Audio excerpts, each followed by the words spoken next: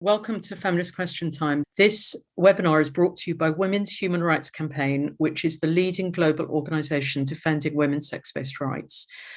We've got a declaration which has been signed by over 19,000 people and is supported by 360 organisations from 140 countries. We also have activists, and if you'd like to join us, please look at womensdeclaration.com. Today, we have Belissa Cohen from the USA, who is an activist and former journalist from the USA, and Jeanne Sarson and Linda MacDonald from Canada, who are co-founders of Persons Against Non-State Torture. The first speaker we have today, which I'm really happy to have on board, is Belissa Cohen. Belissa's going to tell us about what happened inside We Spa and other protests in Los Angeles, how the media reported on them, takeaways for the US feminists, and what this episode highlights for realities of women's and LGBT political organizing in the USA. I'm an activist and a former journalist in Los Angeles. I'm here today to talk about the protests that have happened in Los Angeles in the wake of the We Spa incident, which is an occurrence of a woman complaining about a man in the women's area of a health spa that you may have heard about. So what I'm going to do today is show the pics and the footage that I've shot at the two protests so that you can see what it's like to be inside a protest around transgenderism and what US women face if we want to announce that we're having a public protest. In case you haven't been following the story, women have been able to pull off successful protests in the US by keeping the protest plan secret and vetting all participants before the protest. But you are going to see what's typical of who will show up to a protest around transgenderism if the protest becomes public knowledge beforehand, if it's on social media, even theoretically within our circles.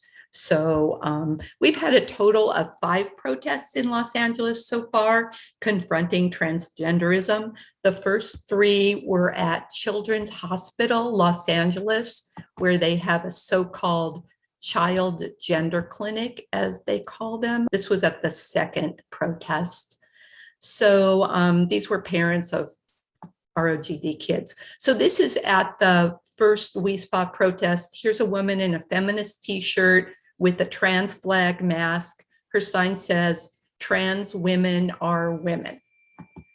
Here's another woman with either a binder on or her breast removed, and her sign says, "End white supremacy," which is not really on topic for this protest, which was a Black woman complaining at a Korean spa that there was a man in the thing. So these are 2 of my favorite signs. The woman on the left, her sign says, "Get off our collective dick."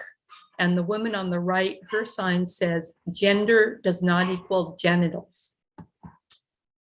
Here's a dude that showed up to the protest dressed like a secretary. As you can see, everybody else is dressed in their loungewear or their Antifa garb. And his sign says, "Trans people belong and stop Asian hate," which I guess complaining about a man in the women's area is framed as Asian hate in this situation. It's a big issue in the US and in LA.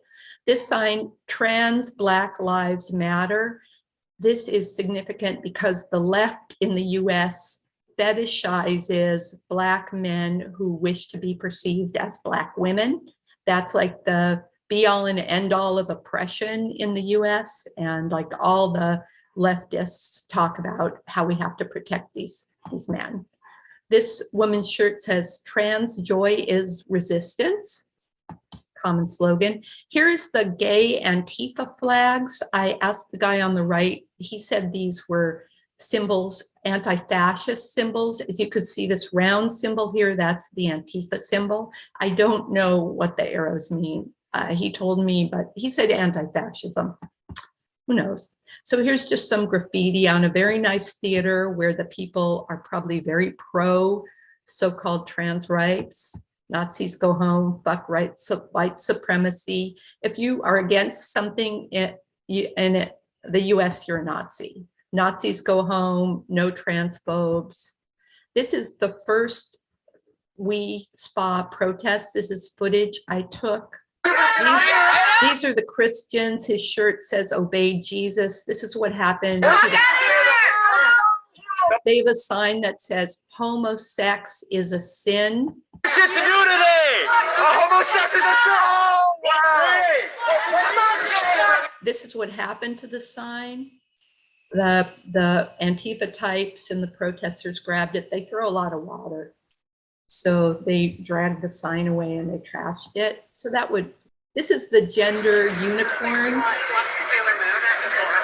This is like the symbol of the mascot. And so there's the dancing around. This is the size of the protest. The second one was small. There weren't a lot of people there. Kind of gives you an overview. There's the Antifa. They like that corner with their flags. Much smaller crowd than at the first protest. And as you can see, ground zero was pretty calm. It's the surrounding areas where all the drama and the violence really was taking place. These are musicians. They do have drumming at these events. That's a man with long hair and breasts and a woman with no breasts and short hair.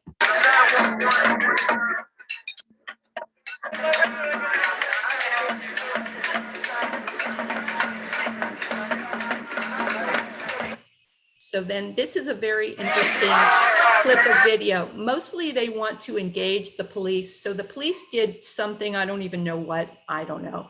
And so they decided to confront the police because that's really what they think of as fun. So they're gonna, oh, this is ACAB, all cops are bastards and trans people belong. Transphobes are fucking wrong. Those are the two chants.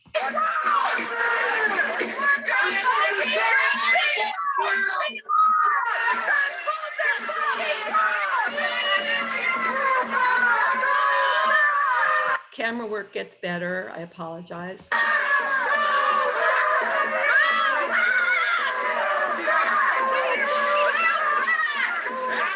They're kind of like zombies. So this is the crazy energy you'll see that rules these protests and the lack of common sense.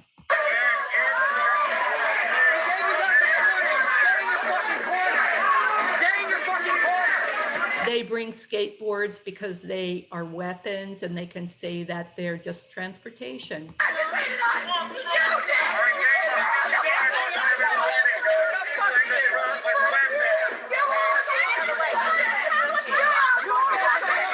So you see they get dressed in the dark out of the dirty clothes bin and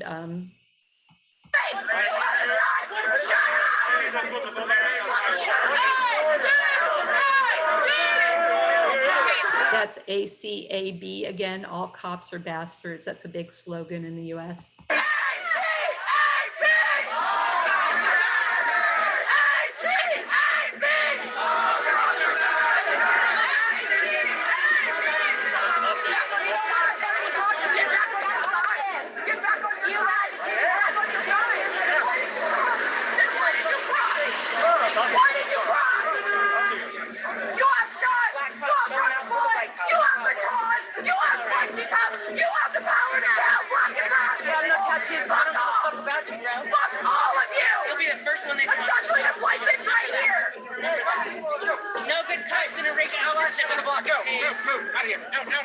So that's when they made me leave because I was videoing stuff that was very unflattering. So they pushed me back. They hassled me a lot more at this protest than the first.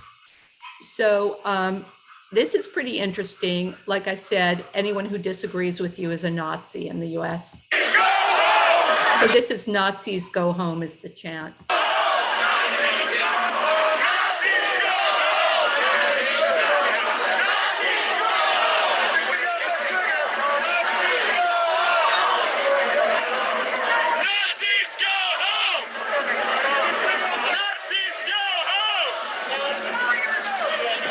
So So the police are armed, and I don't think that those guns are all containing what they call less than lethal rounds, rubber bullets or beanbags. They all have side pistols, but I think that those guns, it's safe to say that some of them are loaded. So these kids are just, they don't even care. So the last video is kind of long. It's about 5 minutes. And the reason I play the whole thing is because there's something really interesting at the end to see. So bear with me. Oh, the right-wing protesters are advancing from the east, and you'll see them coming forward. And their chant is, "Save our children." You'll hear them always chant, "Save our children." And also then they chant USA, which is how you can tell they're the right wing, because the left never says that.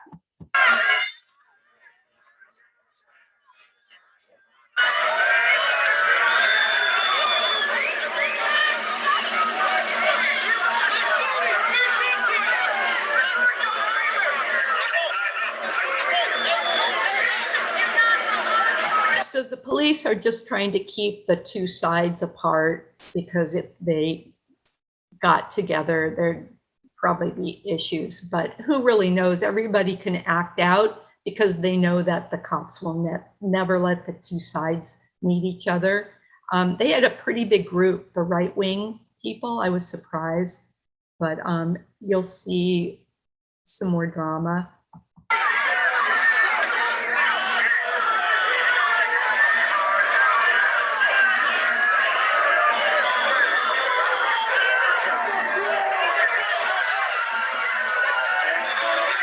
You'll start to hear gunshots. There's, we're about to see the smoke bomb any minute now.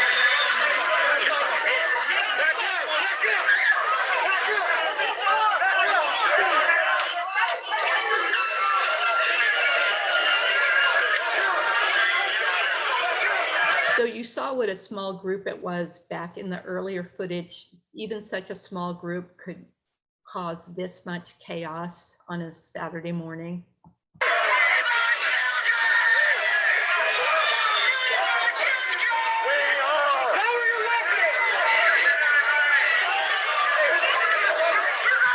The protesters carry frozen water bottles. They throw frozen water bottles because by the time they collect the evidence, it's just a water bottle. And so the people are throwing things. These are two guys standing there pretending to be afraid. That's political theater, putting their hands up. There's a lot of guys with long hair and breasts in their summer mini dresses, pretty standard.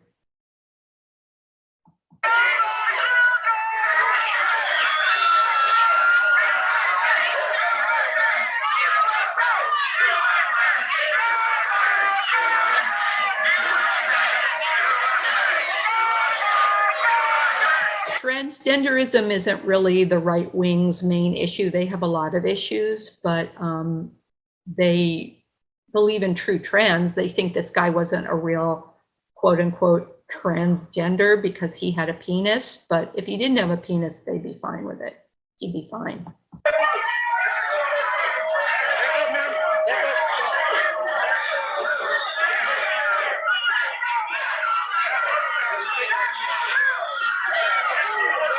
There's some more political theater with the skateboard.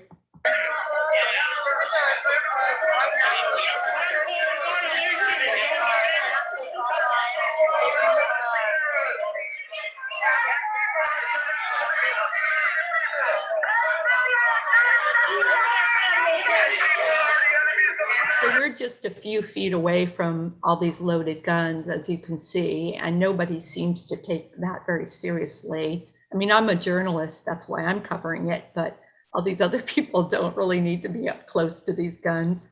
But there you go.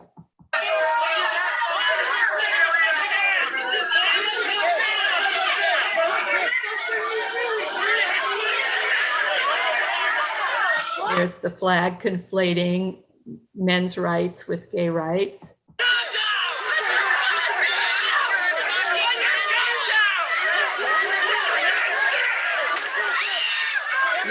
You start to hear gunshots now.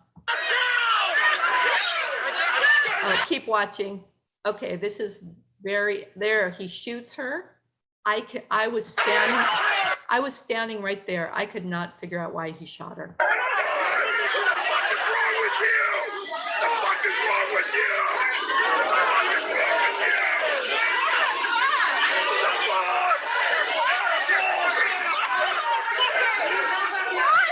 So you could see what could happen if you went to a protest. Like maybe she did something. I didn't see it. But anyway, that's kind of a typical protest around transgenderism. For now, I'll give you a little background on the We Spa. It's a Korean health spa in an area of LA known as Koreatown. And Koreatown is pretty big, both in population and area, and it seems to be expanding. And these are a cultural institution, these health spas. Women and men go there. They're private men and women's areas. And there is also a co-sex area where they wear bathing suits. Anyway, the coverage of the We Spa event and the protest was kind of business as usual for the US media. They covered it as a transgender woman showed her penis in a changing area and a woman got upset. So that's, it was completely uncritical of the concept of men claiming to be women. All the mainstream media framed it as a matter of transgender rights. And then they lauded the spa for their inclusive policies. So that's pretty much all the coverage, as it was in the coverage by The Guardian, by Lois Bennett, who I spoke to the other day. So who knows what she's going to write now.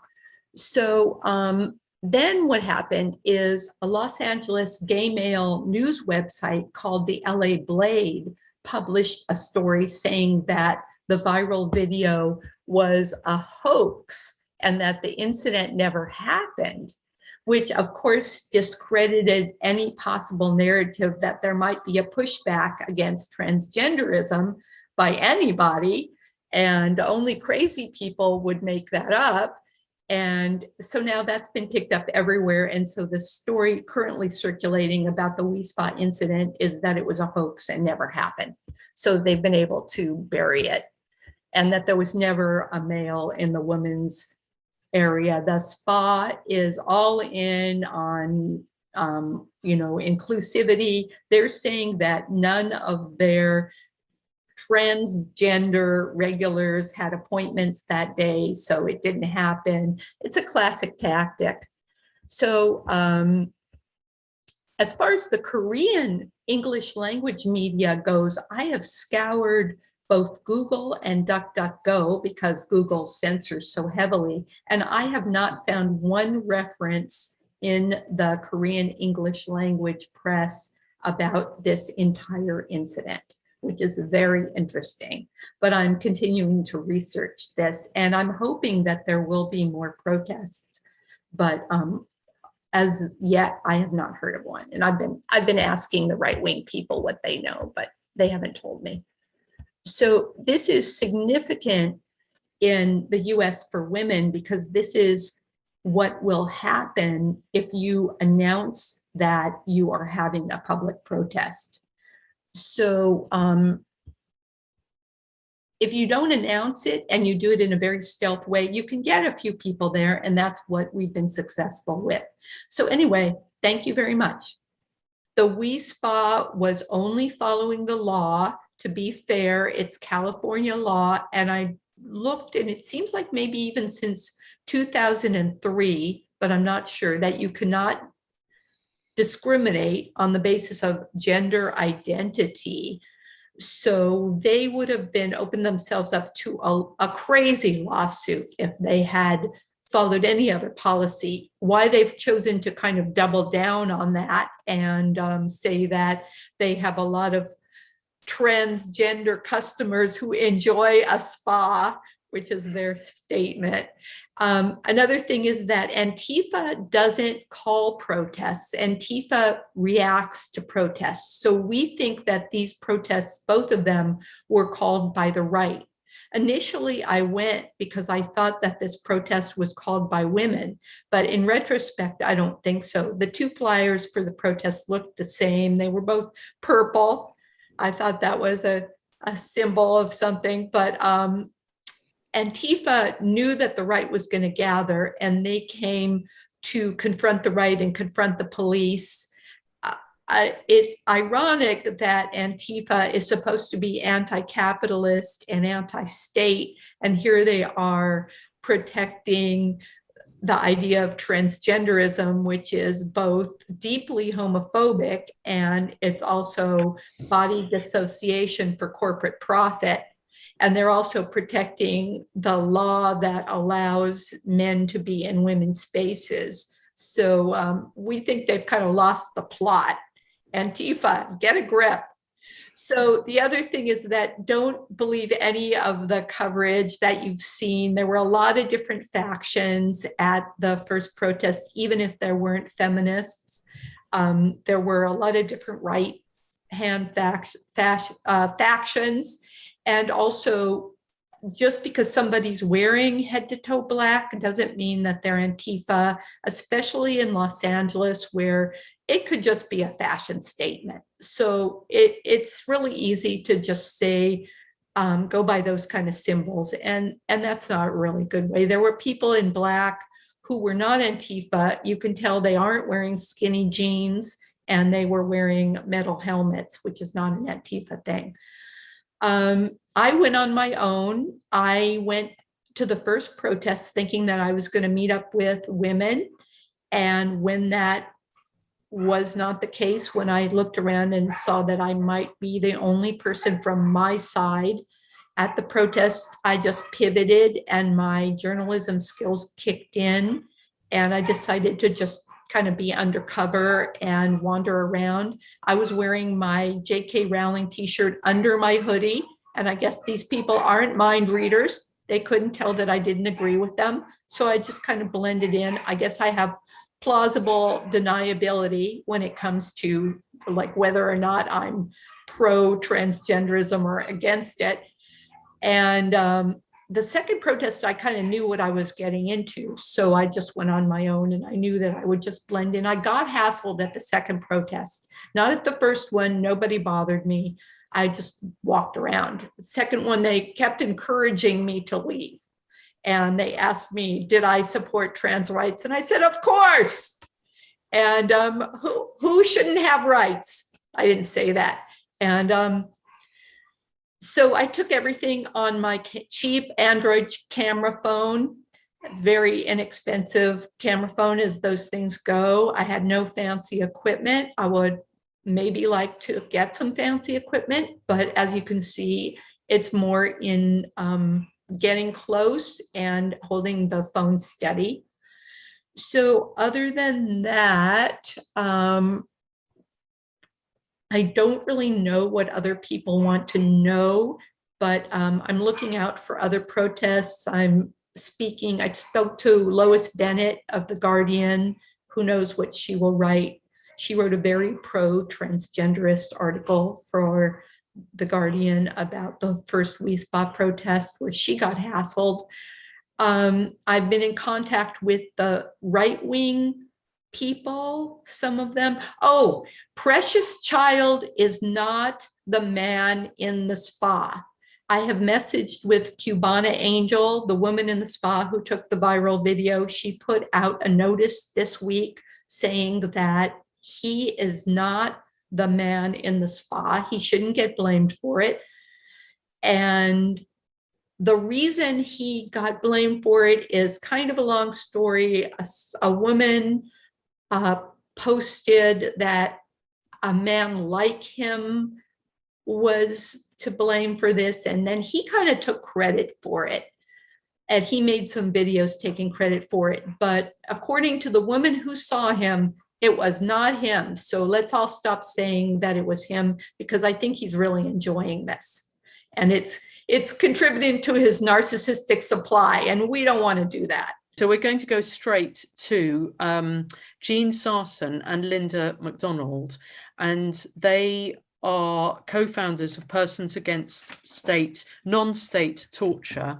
They're feminist activists, independent scholars with many published works, and grassroots supporters of women who have survived non-state torture and sexualized exploitation perpetrated within intimate relationships. So we're going to hear from them today about the work that they've been doing, and the link also to the declaration, why they signed the declaration, why they've spoken out on this issue, which is not exactly their core work, but is related. So very, very welcome, Linda and Jeanne, and whoever one of you speaks, you'll be on screen. Okay, thanks, Joe. Well, I'll start. I'm Linda, and Jeanne and I'll share why we signed the declaration, and then we'll share the presentation. So I'll explain that Jeanne and I started this work in 1993, and we're nurses who started working with one woman who was tortured by her family. And 28 years later, we've listened to thousands of women all around the world that are tortured by family or in prostitution and human trafficking and pornography. And the CSW put out a feminist statement in March, and I was really appalled by it because the word woman wasn't hardly even in the declaration, in the statement anywhere. And one late night, one of my late night rants searches on the internet, I found the declaration, and I was so thrilled to find it, because I thought, well, that's the opposite of what the UN CSW was saying. So I contacted Jeanne, and we both signed the declaration. Because for me, the women that we've worked with have been so invisibilized over the centuries that have been tortured. To think that the word woman will be invisibilized before they're even visible was just too much of a violation for me to cope with. I was just going to expand when Linda called about her, like she said, her late night rant over looking over the internet to see what was happening all around the world, and how distressful it is for us to see the fact that women, the word woman, women, girls is being invisibilized. And I was thinking of many things, actually, including my mother, and including the politics of Canada. For those of you may know or may not know that in 1926, 1929, women went to the UK to argue before the Privy Council that they should be able to sit as persons in our Senate. So they were women who gained that right. And I'm upset to think that we could just kind of invisibilize the historical efforts that women have taken.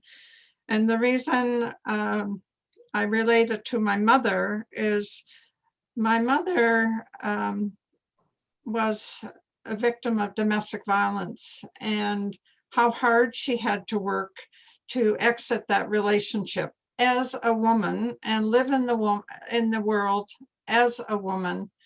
And I'm just not willing to let go of that reality that I am a woman, she was a woman, and all the women before us. And like Linda said, our work for 28 years has been with women, and women who told us they didn't even know they were persons. They perceived themselves as it, or a thing, or as nothing. And it is impossible for me to let them disappear in the fact that they shouldn't or couldn't be respected to use the word woman. So that connects that connected me to the Declaration, especially to the Article 8 in the Declaration, and including Article 4, the freedom to have a voice. And when we worked with the women, they had no voice. Torturers don't give those they torture a voice. So it was intimate to me, because I've read the Declaration quite a few times, and I related to those two articles especially, and to the others, but these in the work that Linda and I do. And I wanted to say something about CEDAW. When Linda and I went to CEDAW in 2008 for the first time and took the issue of non-state torture to CEDAW, the expert panelists, which were mostly women, they were struggling themselves. And they even told us that it was threatening for them to even support our request that we were asking that they would ask Canada to create a law that would acknowledge non-state torture of women in the private sphere. So it's important also then to support the Declaration in the fact that it is related to CEDAW. So thank you. Thank you for the Declaration. Yes, thank you very much for the hard work of the Declaration. So now we're honored to be part of this. So here we are, Jeanne and I, screaming, breaking through the wall of silence that women and girls have endured for, like I say, centuries. It's really a sham that women and girls do not endure torture. And most times it's minimized to assault or aggravated assault, and or domestic violence. And domestic violence is torture is one form of domestic violence, but it includes other forms, like I said, in prostitution, pornography, and human trafficking. So we've refused to be silent. We coined the term non-state torture back in 2004. We called it non-political before then and realized that wasn't the right term, and met with feminists in the United Nations, and they told us about the amnesty term, non-state actor. We don't really like amnesty because they don't even recognize the non-state torture of women, but we took their term non-state actor and then added non-state torture. You'd think that amnesty would have thought of non-state torture, but they didn't. Jeanne and I did. So we're been silenced for many years in many ways, and we're finally now feeling at the place that enough feminists are hearing us, because we've listened to so many women that, like Jeanne said, they really didn't even know they were persons, let alone women. And Jeanne wrote a blog. It's in the chat about the patriarchal silencing of non-state torture war, and we do believe it is a war. If you look at all the millions of women really around the world, women and girls who have endured non-state torture, it's really quite shocking to think that they've really still, most organizations consider state torture much more prevalent. And when they talk about state torture, it's primarily talking about men in warring, men as prisoners of war, men in embassies, men tortured by the police. And yet we have these millions of women. If you look at 1/3 of the world's women and girls suffer physical and sexualized violence. Well, we've learned that non-state torture is a form of that sexualized violence in families. And child brides, 650 million under the age of 18. All those little children being forcibly raped as child brides. And 15.4 million forced marriages, non-consented. Then you have FGM, which is recognized as a form of non-state torture by the United Nations, 200 million of those. Prostituted women who come to us and describe the prostitution torture that they've endured. We were just talking to a woman from Italy yesterday, and she listed off all the different things like caging, shackling, electric shocking, gang rape, forced abortions. Those are all forms of torture that we hear about in all the different areas of relationships. Pornography. It's not, we have, how many women are involved in pornography? Millions. So you can only imagine how many are enduring the torture porn. 40 widow rituals, 40 million in 2012. Acid burning, 80% of the women of acid burning is women, and that's 1,500 yearly. 71% of women and girls are involved, or the slavery are women and girls, and slavery is a form of torture. You can see what I was talking about. And this is, you can see all the different forms that I was talking about here. The FGM, child brides, acid burning. We've been talking to a friend, Lily, in Papua New Guinea around sorcery or witch hunt torture, 1,000 a year, Oxfam identifies. The Canadian Centre for Child Protection in our country documents that there's newborns to 8-year-olds endure torture in pornography. There's 1 million children involved in sexualized exploitation in 2016. That's 1 million children. I mean, it's horrendous. And forced labor, many women in forced labor are tortured. So if we start to think of all around the world, the millions of women who've been tortured, and I'm talking about caging, shackling, electric shocking, forced drugging, all the things that we recognize for state torture, and we're calling it assault or abuse or aggravated assault in our laws in our countries. Really, the torture of women and girls is totally invisibilized, and that's the premise of our work.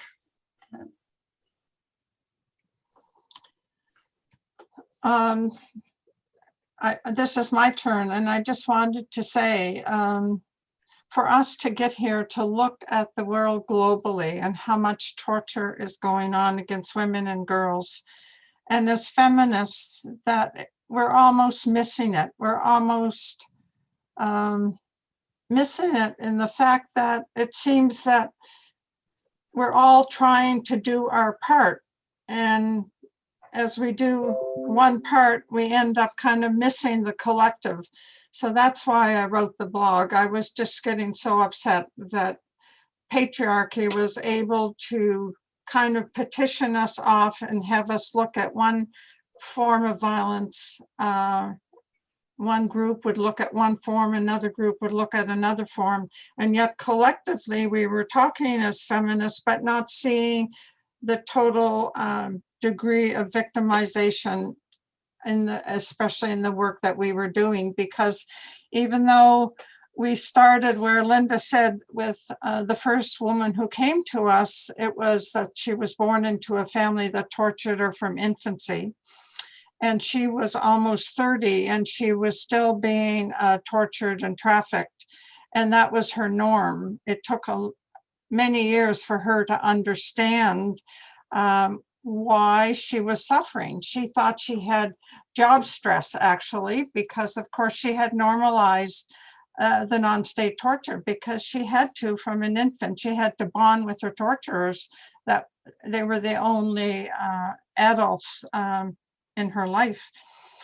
So what happened briefly is to say that even though we started there, and of course, every time we spoke in 1993, and for quite a few years, we were considered crazy to be even suggesting that women were tortured in the private sphere. And the UN kept evolving, and it was 15 years actually before the Committee Against Torture in 2008. In their general comment number 2 in paragraph 18, if you're looking at it, they made a distinction that torture does happen in the private sphere by non-state actors. So when that came, what happened there is that special rapporteurs on torture at the UN level, there were resolutions that asked them to include women and children in their reports that had been tortured by non-state actors. So when that happened, Linda and I started looking at a broader global sense, and that's where the FGM and child marriage and all the other forms of victimization came in, because what we started with was relationship, non-state torture and family. Then we went to the commercial, which was the prostitution, the human trafficking, the pornographic non-state torture, and including labor, women who were domestic laborers who were tortured by their employers. And there were examples coming up in the press. And then what the UN Special Rapporteurs did, they started looking at FGM as to look at it from, okay, this happens to girls and to women specifically. Same as child marriage. The child marriage, that you can have a combination.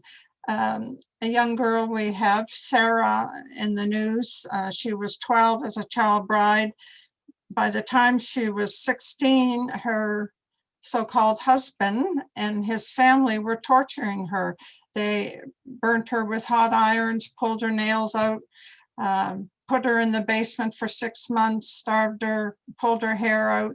So you get combinations. So that kind of drove us that we have to look globally. So that's how that patriarchal non-state torture war came about emotionally and cognitively in writing the blog.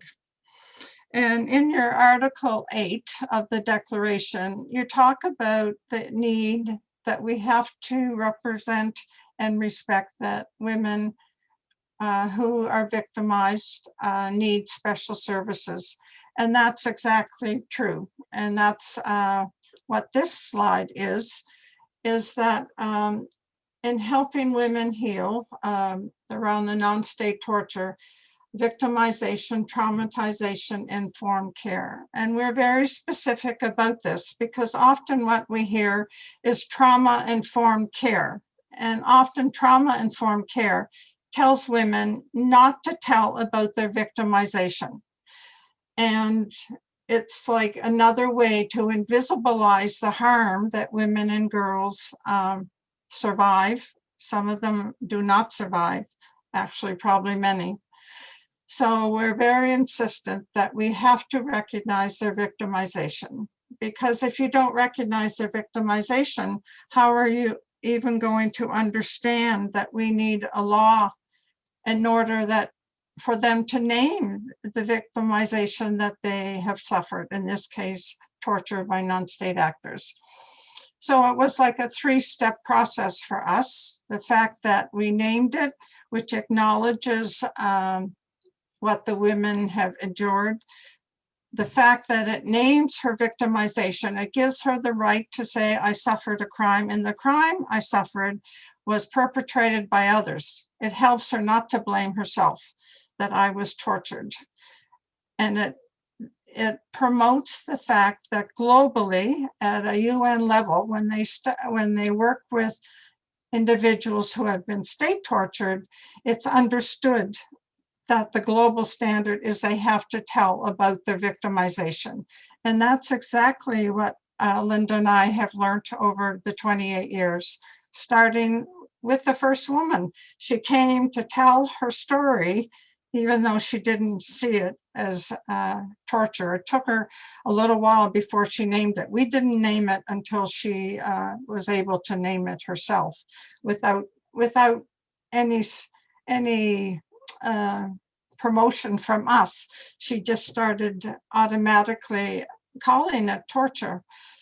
And that's what we have found with other women too. They come and they say, I was tortured. And we have a questionnaire that lists the forms of torture.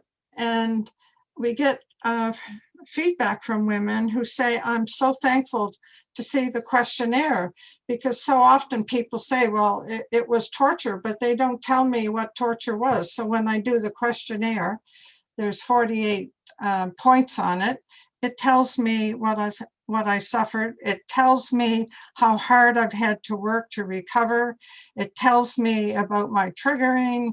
It tells me about who I am and how I am in the world today. So it's very important to have a voice. And for us, that's what the Declaration does. It gives women a voice. And the last point in it was women have come and said, okay, I was told I had a post-traumatic stress disorder. I don't know how you feel, but for Linda and I, we totally disagree. What do we expect of a woman or a girl who has been tortured? Like, what do we expect, how they survive? They had to survive. They had to develop ways of surviving. So we call it post-traumatic stress response. They have responses to the victimization, to the crime that they suffered. So this is the framework that's in our book. This is our stance around the human right of women to speak their truth. So the next slide, Linda. Way back in 1991, I was doing my master's program and studying feminist work. And to try to understand patriarchy, I developed this model, and it has been really successful in helping us help women who have come to us, who were told over and over and over again that it was their fault, that they deserved what they were getting, that the torture was punishment. Torture, women and girls who are tortured, it's not punishment, it's a crime. So for them to understand that globally we have a patriarchal society, and the power all rests in the politics of a country and the religious structures, which is in the non-state torture war, the fact that religious structures like FGM, child marriage, those are really promoted from religious beliefs, or I guess you could say customs, traditions. So there's power in religious structures too, and the fact that families historically were often male dominated. You know, even today, men decide whether women could leave the house, who they can leave the house with, whether they can have a job, those kind of relational connections. And it influences women's economic wealth. And if you have economic wealth, we know that men carried economic wealth. So the fundamental patriarchal principle that we help women understand, that it's not their fault that they're a female person, a woman or a girl, that they have a vagina, that they have breasts, that is what's defining them to be subordinate. And that the fundamental patriarchal principle around domination, power, and control for men, and subordination and oppression is where women and girls fit in a patriarchal society.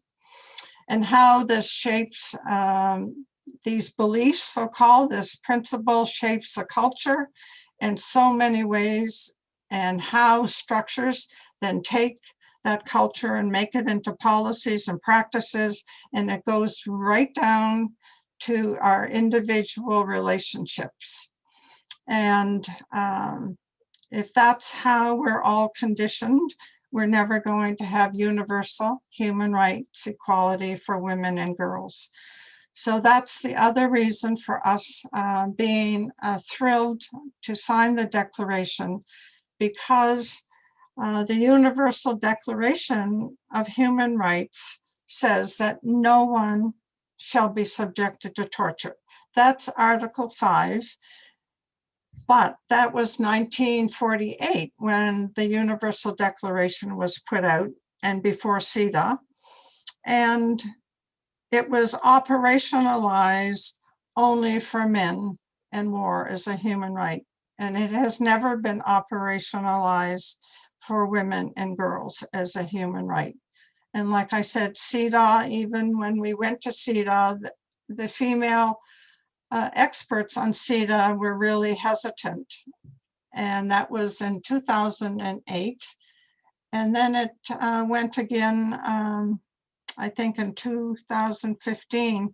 And even though the experts told Canada that Canada should amend their law. Canada has refused to do so. And Linda and I have gone to the Committee Against Torture to try to push our country. We went in 2012 and we had a lot of support.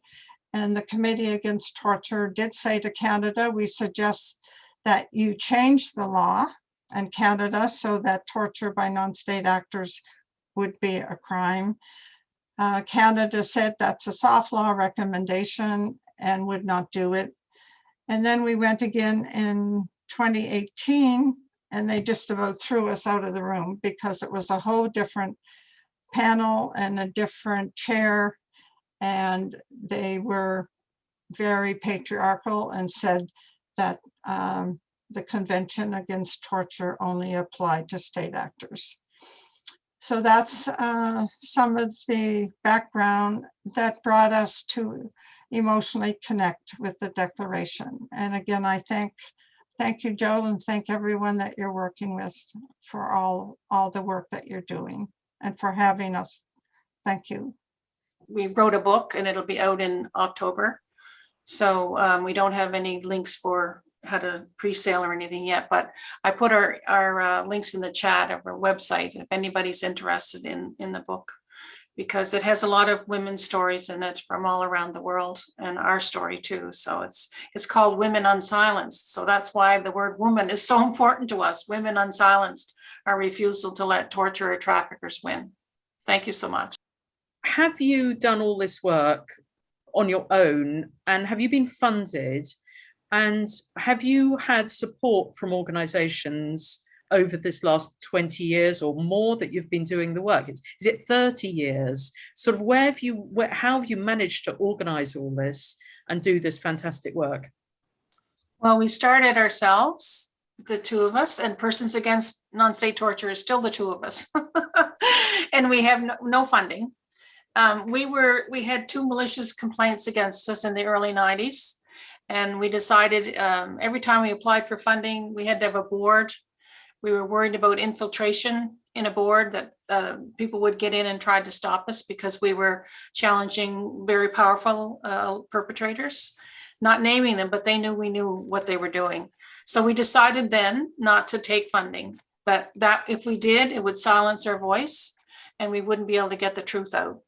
We've had sometimes funding, like a few organizations have given us money to do training, but 98% of our work has been self-funded.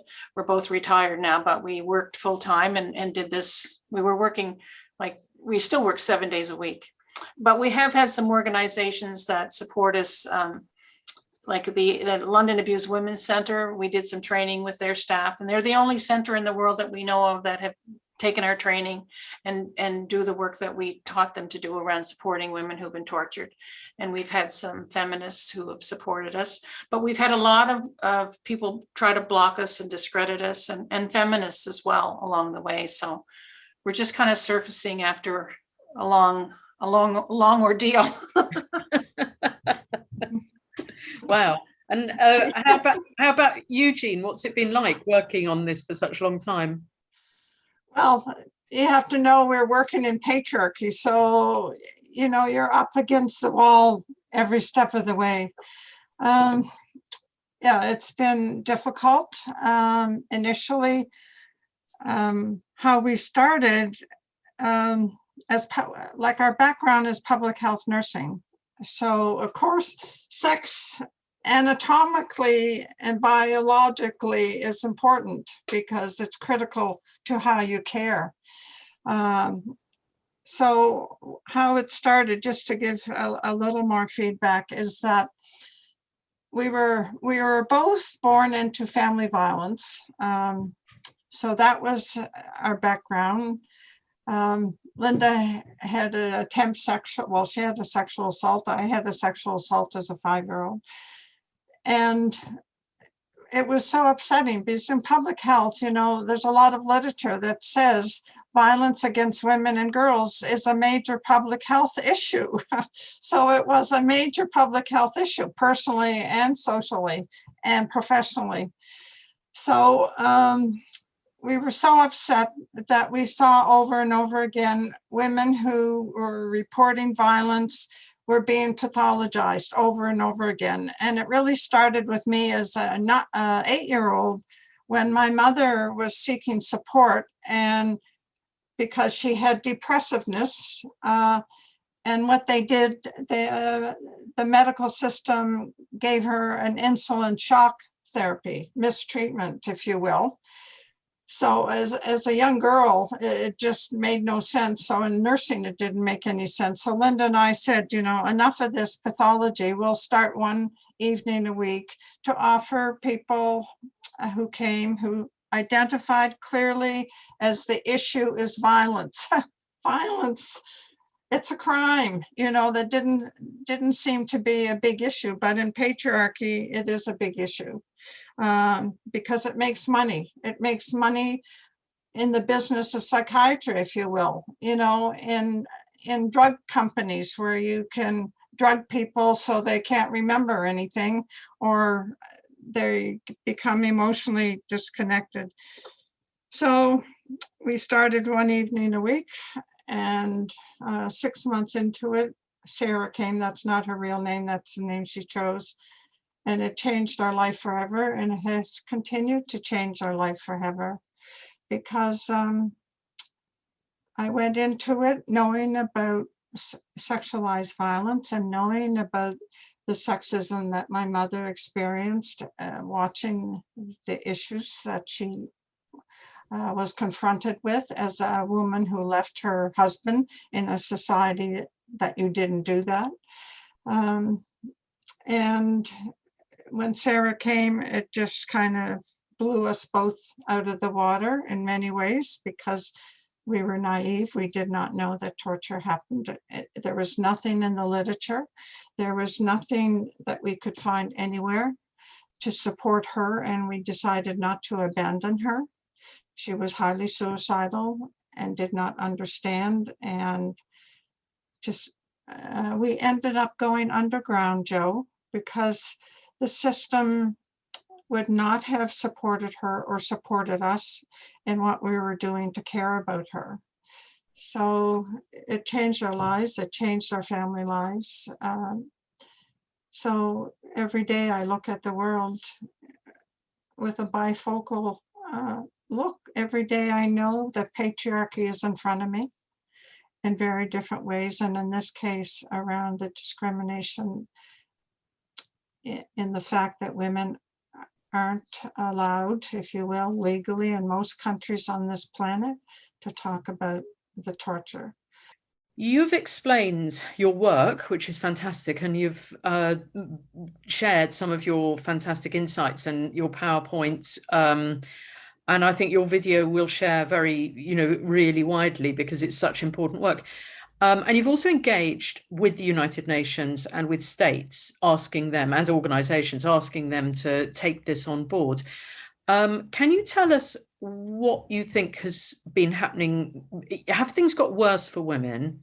And then, in terms of taking on board some of these problems that, this torture, but also, can you link it a little bit to transgenderism? Like, what do you see happening if transgender ideology comes into force? What's going to happen to your work and the non-state torture? Our work is affected the same as everyone's work. The backlash is here. And every time we try to bring our work to the United Nations, we're getting more misogyny. And when we try to bring it up with the Commission on the Status of Women, the trans issue comes forward. And when we talk about torture and prostitution, then there's the argument about sex work, and our work is not valued because we're talking about prostitution. And we were on a panel at the Beijing Plus 25, a working group where I facilitated a fact sheet on non-state torture, and that wasn't even allowed to be brought forward with all the other fact sheets. It was put aside. People, feminist activists told us that women in Europe wouldn't understand the term non-state torture, which was ludicrous, that we were not focusing enough on women in Europe, and yet we were talking about women all around the world. There was many different ways to try to silence our work. And I just think it's the same as any of our work, it's becoming put on the back burner. And that's why that feminist statement finally did it for me. Everything that Linda said, I agree with. What I would add there is what it's done for me. I had to reframe politics not only as being patriarchal with misogyny, but in Canada, because we've talked to ministers at all levels, local and national, and I've had to come and frame that in Canada, our politics involves political cruelty.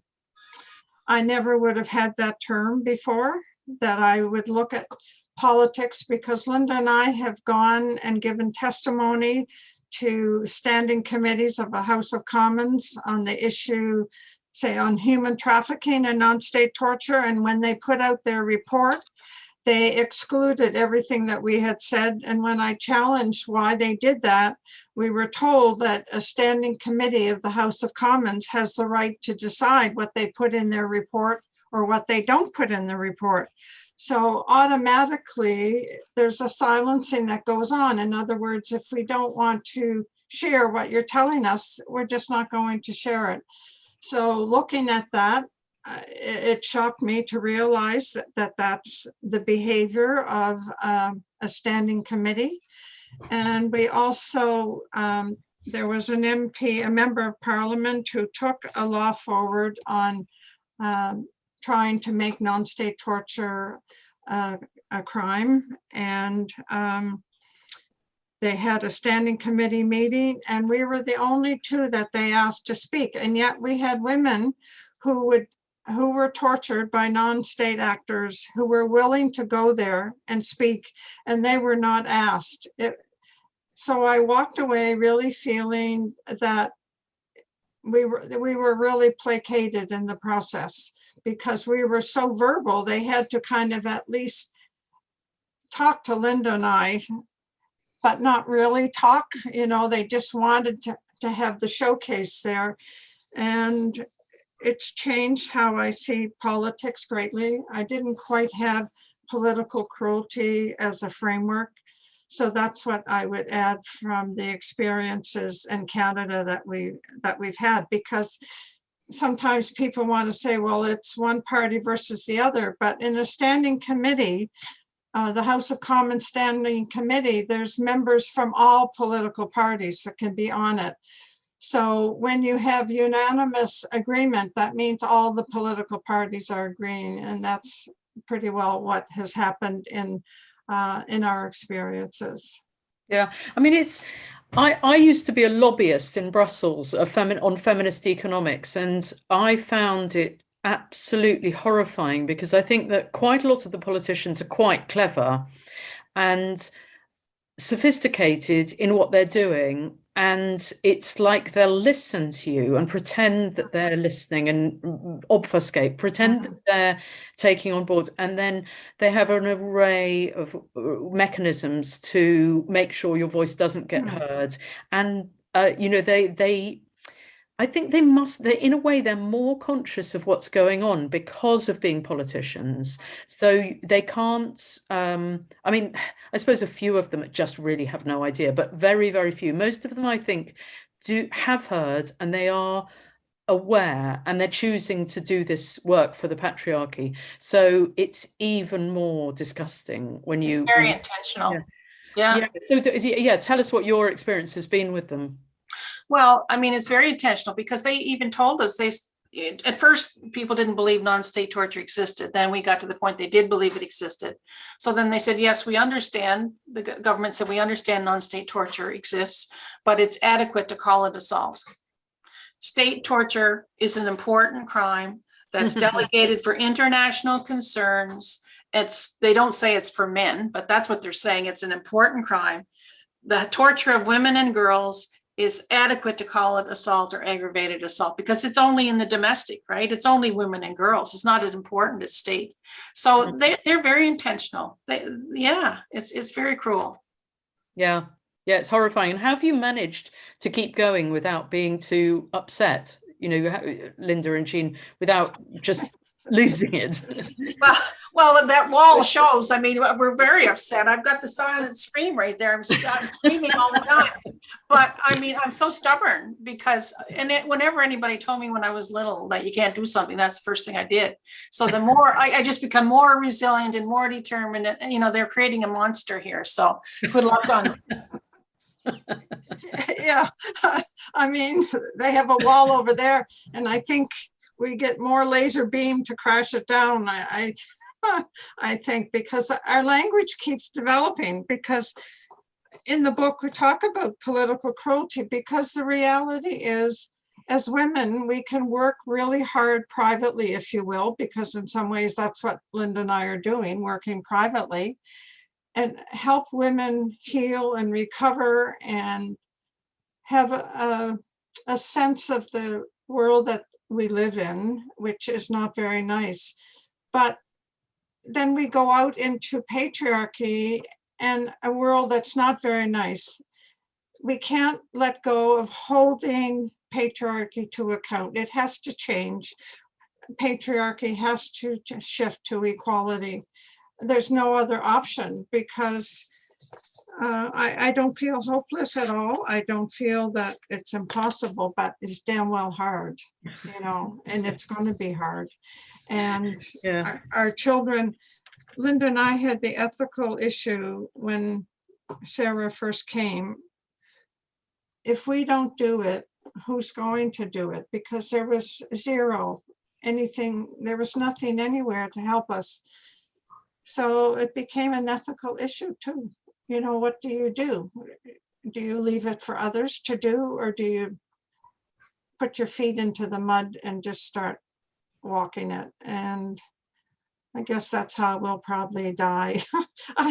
But there's a success in that, because in 1993, when we realized what was coming, I said to Linda, I'm really worried we'll die with this story. So to me, the book is an absolute gift, because that means I'm not going to die with the story. I mean, the book is only half the story in some ways. There's, we have more to say, but at least we know that young feminists have taken it. It's like, how do you care for young feminists? If you don't share what it is, that the journey you've traveled, to make it better for them. So it is a gift, and I appreciate that, and I feel privileged every day, really.